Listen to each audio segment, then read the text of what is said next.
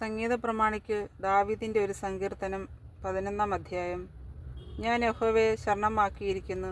പക്ഷികളെ, നിങ്ങളുടെ പർവ്വതത്തിലേക്ക് പറന്നു പോകുവിൻ എന്നു നിങ്ങൾ എന്നോട് പറയുന്നത് എങ്ങനെ? ഇതാ, ദുഷ്ടന്മാർ ഹൃദയപരമാർത്ഥികളെ ഇരുട്ടത്തെയ്യേണ്ടതിന് വില്ലുകുലച്ച് അസ്ത്രം ഞാണിന്മേൽ തൊടുക്കുന്നു. അടിസ്ഥാനങ്ങൾ മറഞ്ഞുപോയാൽ നീതിമാൻ എന്തു ചെയ്യും? യഹോവ തൻ്റെ വിശുദ്ധ മന്ദിരത്തിലുണ്ട്. യഹോവയുടെ സിംഹാസനം സ്വർഗത്തിലാകുന്നു.